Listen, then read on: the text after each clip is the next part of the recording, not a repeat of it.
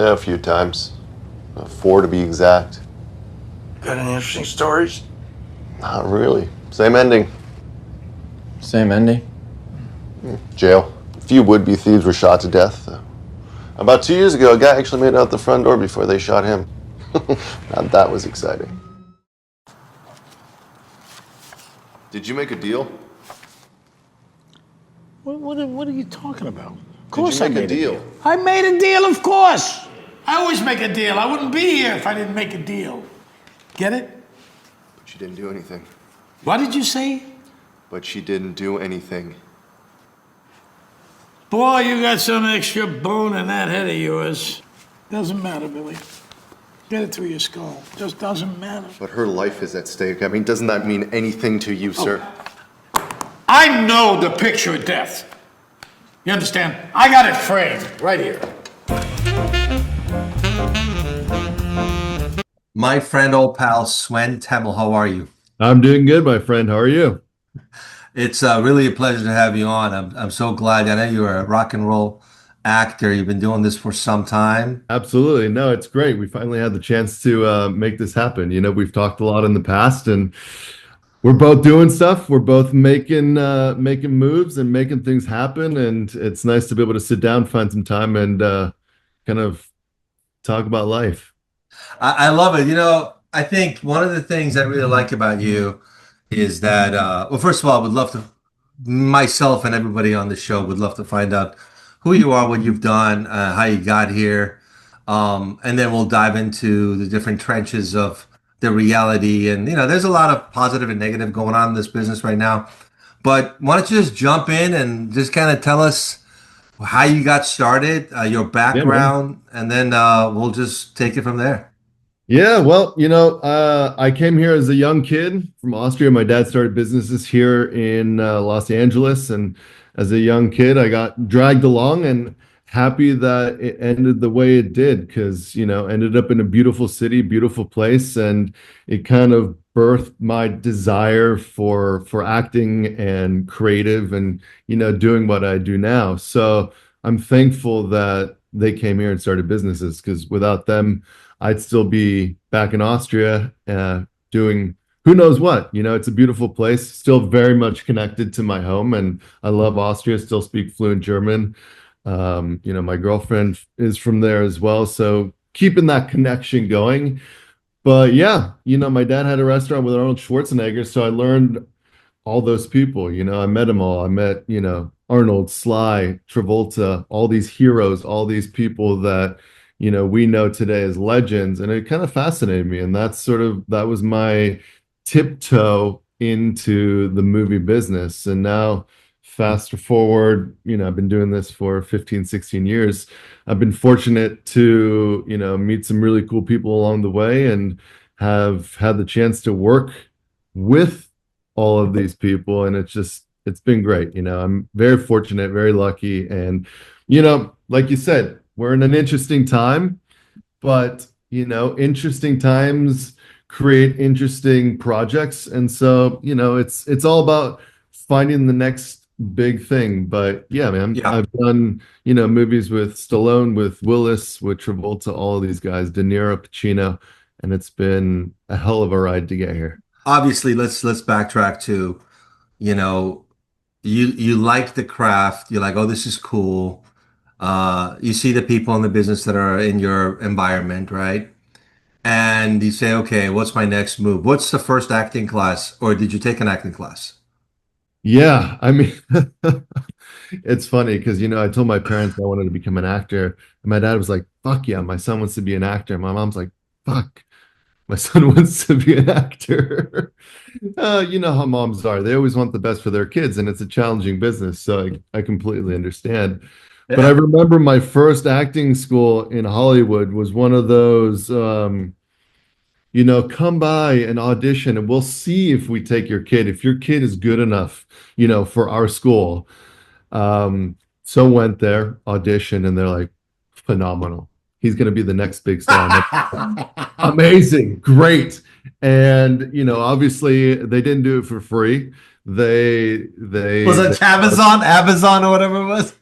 No, it was a pretty well-renowned acting school back in the day that everybody, they did a lot of commercials, but they took my dad's money and that's sort of where I started. But to be honest, you got to start somewhere, it's so hard and such a big business. Like, where do you start? Like, everybody's promising you the world. Everyone's telling you you're going to be the next big this and the big that.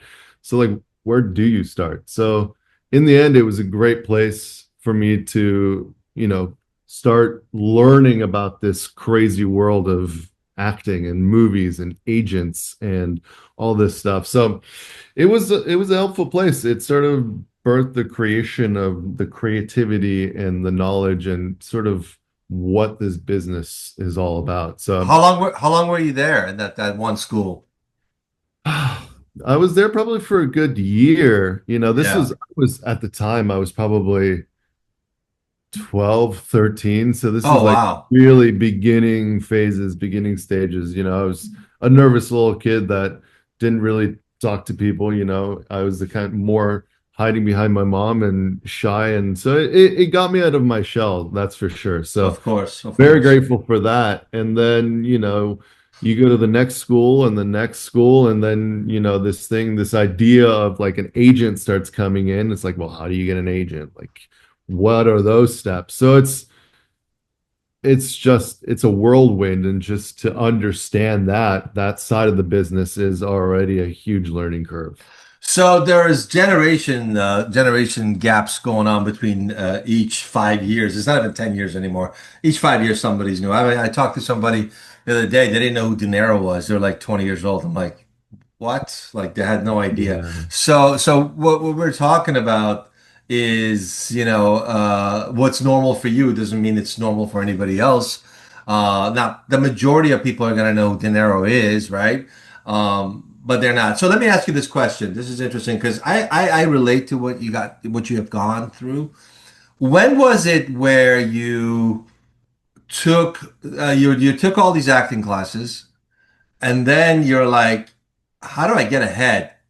I'm kind of spinning my wheels here. What should I do to get ahead? And what was that?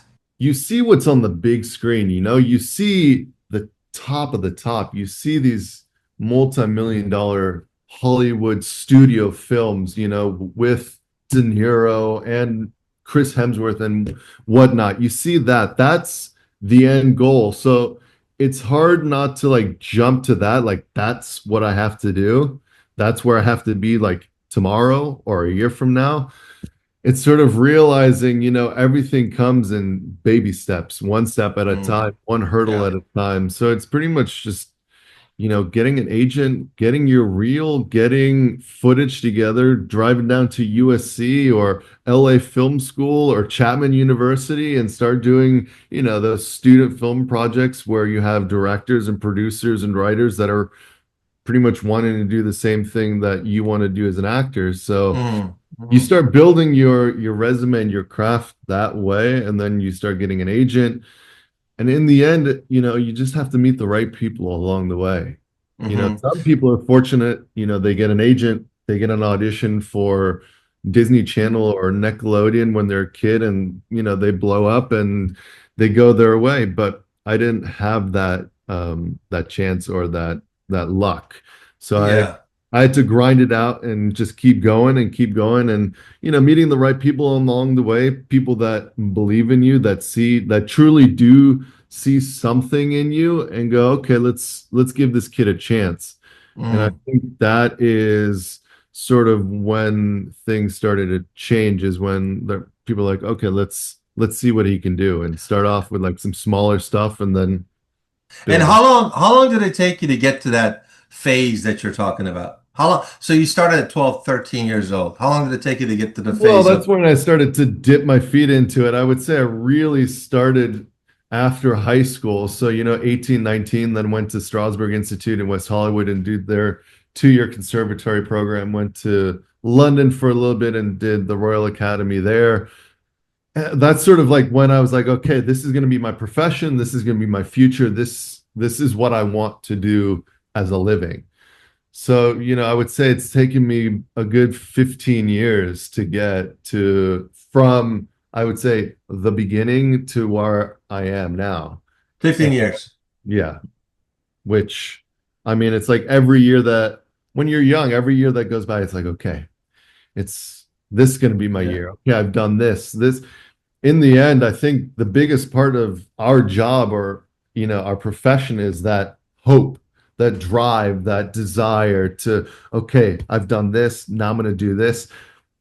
Fuck, this didn't Yeah. happen quite the way I wanted it to, but it's just about not giving up and just keeping that fire alive within you to kind of do Interesting. the next thing and create and produce or find that script. And as soon as I started to delve into the producing side of things, that's sort of when you meet other people. And I think people kind of take you, everyone in LA is a fucking actor. That's the thing. Like you go Or a to any place, writer.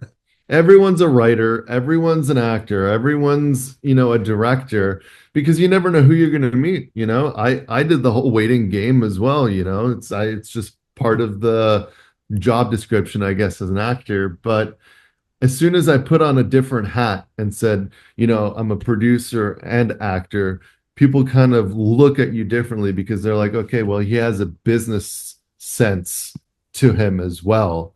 And that's Interesting. sort of when people look at you a little bit different, like you're taking things into your own hands and finding the material and finding the stuff that you really want to work on and you bring it to life. You know what I like about you when I met you again on that screening? You're pretty positive in the sense that there was a lot of negativity. There's been a lot of negativity in the business, and righteously so. I mean, it's kind of taken a big turn.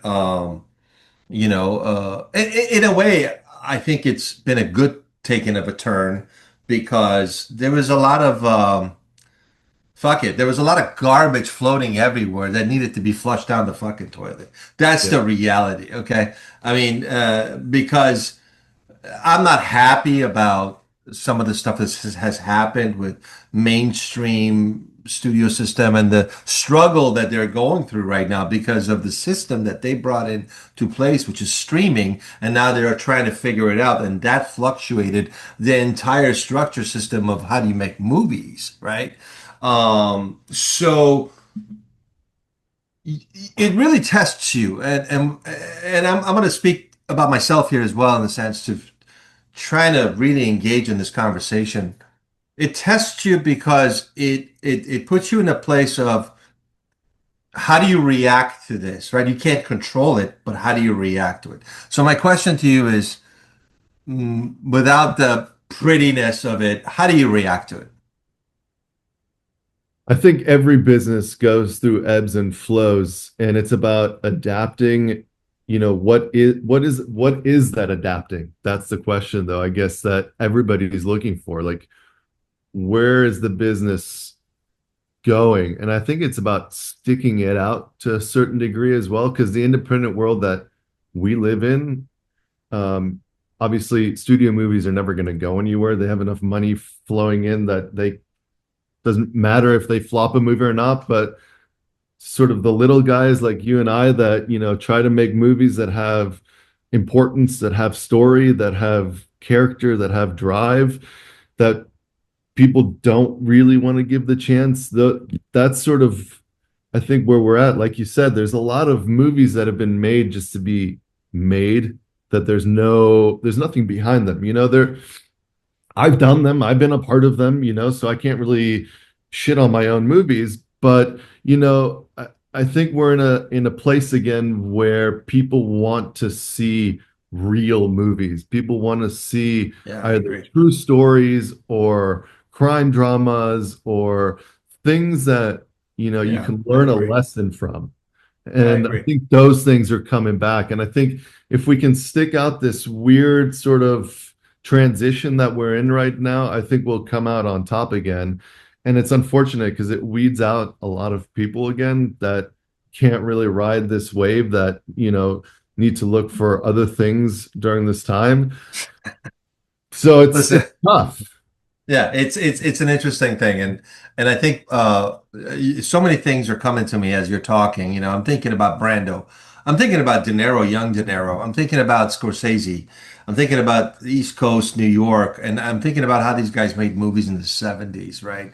And there was nothing; it's bare bones, 20, $30,000, make a movie on film, and some of these guys popped, some of them didn't. There's probably a lot of Scorsese's that didn't make it, and there's only so much sacrifice that you can put in the game. But I think with the new technology and like this platform and other things that are going on, I think, like I was listening to a podcast, I forgot the name of it, it's about the entertainment business.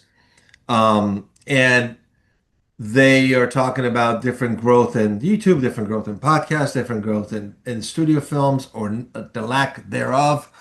And what you find out is the core is still the same. The core has not changed. The folks inside the bubble are still making movies and making money. As a matter of fact, the people inside this bubble have it better now because all these little things and people that were trying to do all this other stuff, they kind of went away because what else are they going to do? Now, mind you, I'm going to parlay this into this other thing, TikTok, Instagram. I see this thing, and I'm not, and I told you I will be very polite about this in the most kind way. The people are doing a lot of this walking and talking on TikTok,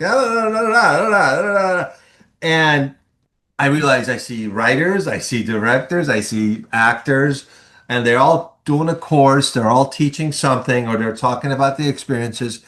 And this dawned on me like a couple of weeks ago. I go, oh my God, they're all on these channels.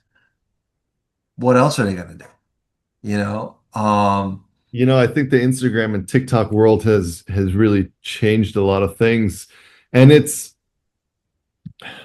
think it's an art form in its own. I think I just came a little bit, I never really dove into that world. Like I have an Instagram and that alone is already like enough for me to sort of keep things going and post about what I'm doing or movies I got coming up. But like TikTok has changed the game for a lot of people, and Yeah. it's a different sort of creative outlet. I don't want to talk poor about it, but No. it's a fine line, because like you and I, you sit down and you're a writer, you pour your heart and soul into a script that's 100 pages or 90 pages that you really put a lot of thought into. That takes a lot more time to develop. I mean, most movies take a couple of years to get from start to finish, and you are reliant on so many other people. So on one hand, it's like you're taking matters into your own hands if you have a TikTok or Instagram and you're doing these things. But a lot of people, they take it as their news outlet. So it's like, take it for the creative value of things. Like if people are dancing or these comedy skits, like people are funny. Like it gives people, especially like comedians, a great outlet to sort of show their talent that otherwise maybe they would have never been seen. Yeah. But once it's seen as sort of like, okay, this is like a news platform, that's sort of when it's too much for me. I agree. I agree. And so there is a lot of it almost I made this example, and I want to get into other things that I want to ask you, but I made this example about like when you walk into a third world country and everybody is trying to sell you and hustle you on the side street corner with some kind of product. That's kind of what some of these social media platforms have become, digital. And then you drop AI into that. Now it's this week it's this, next week is that, and it's the best thing in the world. And they've come up with stories. And I'm going to give props to some of these people on these social media channels. Oh, they start saying, "Oh, look at," and this is so fucked up, but this is true. Literally says, "Look at this one. Look at this. What motherfucker is saying? This motherfucker is saying." And then the guy starts talking. Like it could be you. You're like talking about something. And then they go, oh, by the way, he uses this cologne. You should buy this. Yeah. That's where it's at. That's where it's So at. that's where it's at. I want to ask you, how many movies have you done to total so far, you think? It's funny because I was looking at this the other day for something else. I think I've done over 20 movies now, on the Okay. high that are on the higher end. I mean, it's like I did student films and commercials and all that stuff, but like I would say, movies that are above a certain level, I think it's about 20 now. Yeah. Got it. So when you first did your first movie with your main star, major star, right? Who was that? What was that movie? What was the first one you walked in? You go, oh my God, I'm here. It was Backtrace. It was Matthew Modine, Sylvester Stallone, and Christopher McDonald, Wow. Shooter McGavin. Uh-huh. And it was one of those moments where you get there and you're like, okay, so this is how it is. This is how it all comes together. In the end, it's the same as the little movie, except you have 150 people running around a set instead of 10 people. So it's just everything is magnified. And, you know, you can go to a lot of acting schools and you can learn a lot of different things, but until you're on set and Mm-hmm. you're under those lights and you're working with those Mm-hmm. types of people, it's hard to really fathom what it's like. So it was sort of that moment of like, okay, okay, now we're here. Now we're cooking. And, it's an exciting moment because it's sort of like you finally get your first taste of the business, your first little introduction. And I don't know, I play golf as well. And it's just like, when you hit that one ball and that sound and that feel and that you see it fly off, it's the same thing for acting. I don't know, it's like there's just that moment of like pure ecstasy and you're like, this is why I'm doing this, and then you keep chasing it, so it keeps that drive alive. But yeah, that was my first moment of sitting down with Matthew Modine, going through the lines, working on the script, and it's like, huh, just like you and I, in the end. Right. Right. Once And you get to filming, everybody wants, or everyone's goal, most people's goal, let's put it that way, is the same, of making a great movie and making the best thing possible. Other people yeah. have other intentions, but I think from an acting perspective, I think we're all here to create something special, because a lot of things disappear, come and go, but a movie essentially lasts forever. Sure. Once it's out there, Sure. it's never going to go away. So I'm gonna machine gun you with questions, and I'm gonna go back and forth, and just got a lot of things going on here. So really quickly, what was the role you played in your first movie? In that one, Yeah. that was I played a security guard that helped, throw the whole story into creation. So it was, badge and security outfit with the hat and the whole nine yards. So it was just that was the first thing I did. And I, going back and watching again, is it something that I'm proud of? Yes, absolutely. Is it something that I look back on now and go, I could have done, certain Oh, choices better? that's But like, yeah, like when dude. you're thrown into that moment and it's your first thing, you can Uh, tell that the nerves are there and things aren't 100%, but that's where the learning curve comes from. And 100%. the Yeah, more yeah, you do that, the more you get comfortable with yeah, it, the more you yeah. settle in. So Yeah, absolutely. No question about it. I think, but again, I think, look, what we're talking about is the bare bones of actually working in the film industry, period. There is no massaging going on. There's no feel good moments. It is exactly what it is. It's a business. How many days were you on the set for that one? I think it was 7 days. Wow. So you were there for 7 days on your Yeah. first movie. Yeah. That's a big So it deal.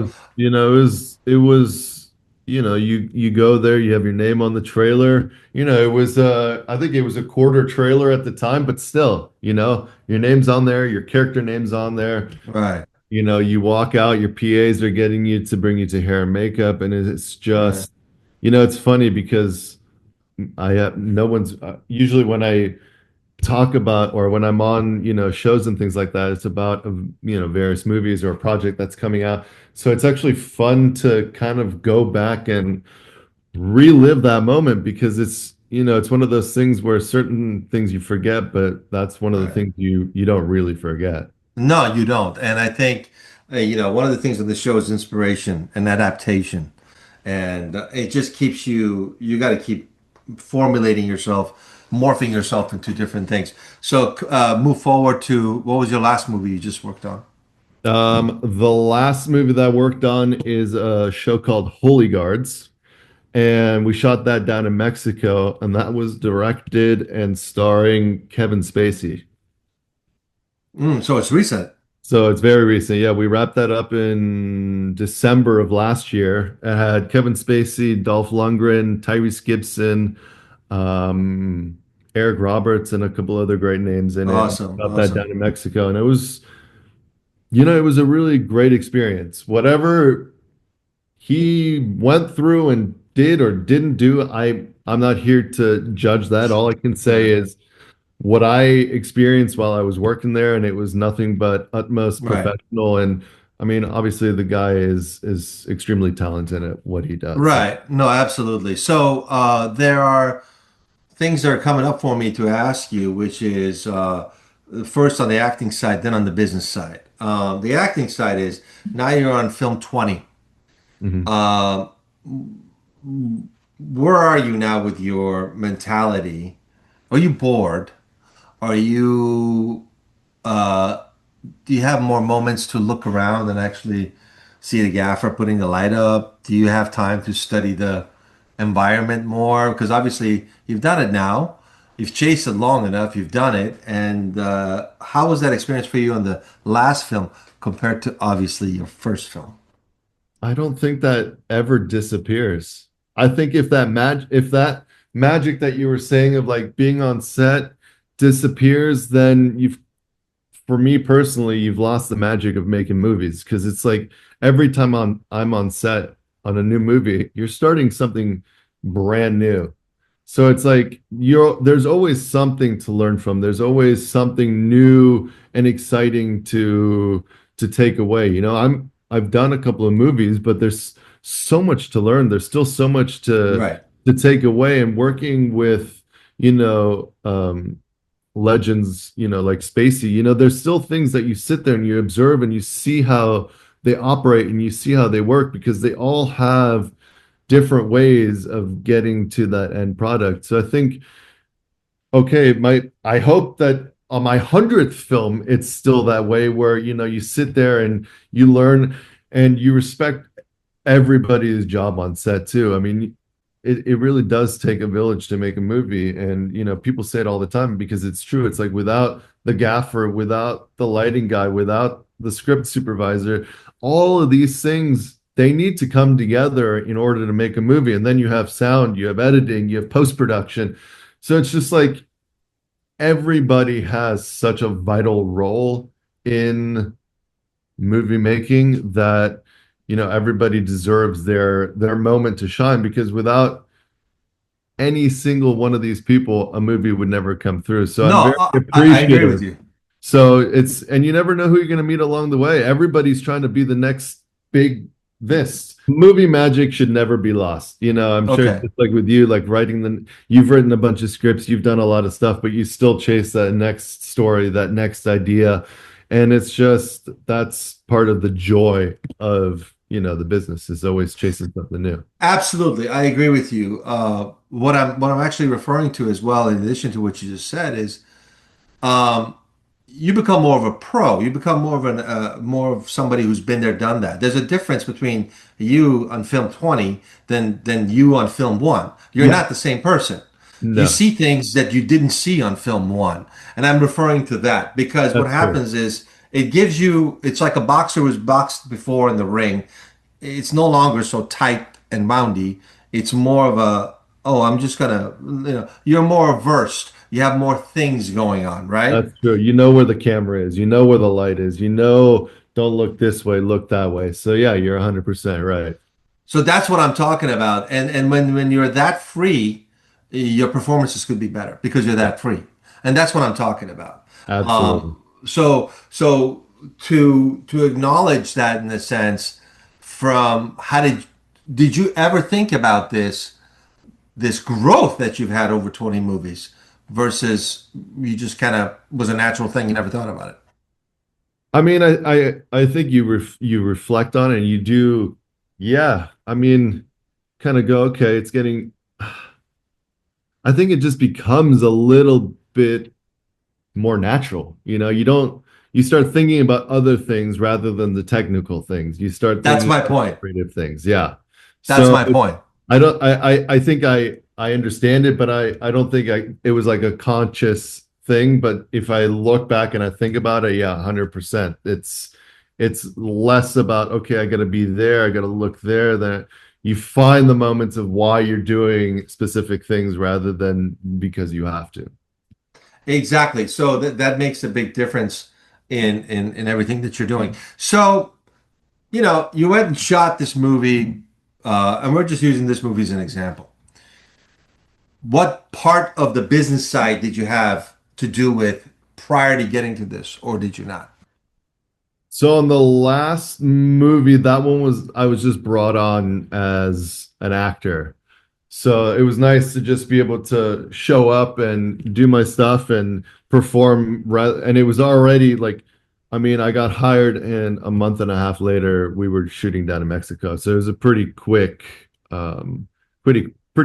But on other movies, that I'm more actively helping produce, it's it's like Tetris. You got to find where the little pieces go. Sometimes you need financing, sometimes you need an actor, sometimes you need a director, and it's just about you build up your people that your references, so that you go, okay, I know this guy can call this guy maybe knows that guy, and it's just about finding what is needed for that specific movie. So the movie that's coming up that I'm working on next, I'm friends with the writer director of that, and I help bring on one of the lead actors. So it's like that's something that I did on that movie. In other cases, it's like finding financing or finding the right director or a locations manager, or a line producer. Sure.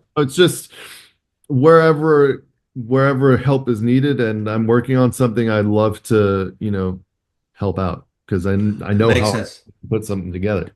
That's really great. So you balance your knowledge as a producer and everything you've seen, because you work with some people that are, they've been in the season, they're sharks in the business, and they work with people that are not. So, you know, how do you tread those waters? Like, obviously carefully, but how do you tread the waters of staying protected and doing what you need to do for yourself? I think again, there's certain tiers you get in the movie business. You start out, you start doing your student films and your little stuff. Then all of a sudden, like you climb to the next little cliff ledge, and there's another group of individuals that are making certain type of movies, that gave me the opportunity to advance my career. So it's just about figuring out what the motives are and how they operate, and then also to meet other people as well that have, Mm. obviously everybody's trying to hustle and everyone's trying to, move and shake and all those things. Everyone's intentions aren't always aligned or on the best level, but you start meeting some people along the way like yourself that have true intentions, that do it because they want to create something. So it's just about sticking it out and being in it long enough to know who's in it for the right reasons and who's in it for other Yeah, reasons. because the business does chew you up and could spit you out quite easily. And in a sense, I think we're at a time where the business itself is starting to revamp it in a different format. Um, and I think that's necessarily not a bad thing. It's actually a good thing, in my opinion. No, I think you're 100% right. You know, every business goes through, and you either adapt to that change or you fall behind. And it's hard to say what that change is right now because nobody really knows. There's so many ifs, you know, you have AI, you have streamers, you have this, you have that. It's hard to see where it's gonna go, but I Yeah, think we're gonna go back to making less but more quality films rather than just a 100%. bunch of stuff and it be of poor quality. So like the indie world is gonna create some really interesting, powerful movies, and if we can stick it out, that will ride the wave on top.